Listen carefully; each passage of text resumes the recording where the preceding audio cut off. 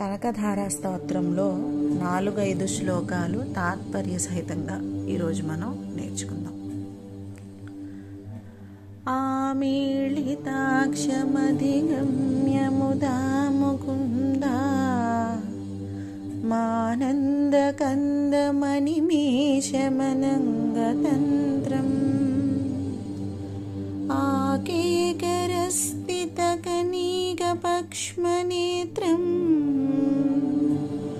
భూత్యై భవేన్మమ భుజంగ శయాంగనాయ. ఈ శ్లోకానికి అర్థం ఏంటంటే, చక్కని కనులు గలవాడు, ఆనందానికి ఆధారమైనవాడు అయిన ఆ నారాయణుని ప్రీతితో పొంది, రెప్పపాటు లేనిది, మదన పరవశమైనది, అరమూసిన కనురెప్పలు గలది అయిన ఓరగంటితో సిగ్గు బరువున స్వామిని వీక్షిస్తున్న ఆ యొక్క రమాదేవి నేత్ర దృష్టి నాకు సంపదను ప్రసాదించుగాక అని 4వ శ్లోకానికి అర్థం. ఇప్పుడు 5వ శ్లోకం. కాళాంబుధాళి లలితోరసి కైటభారే ధారాధరే స్ఫురతి యాతటితంగనేవా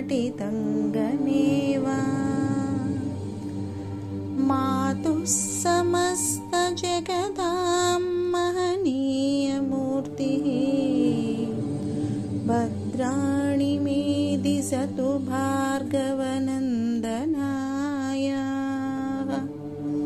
అనగా, మేఘమందు మెరుపు తీగ విలసిల్లిన చందముగా వానాకాలం మబ్బు మాదిరి నల్లని శరీర ఛాయగల శ్రీ మహావిష్ణువు వక్షస్థలములో ఏ జగజ్జనని రూపము వెలిగిపోతుందో ఆ యొక్క మహాలక్ష్మీదేవి యొక్క మంగళ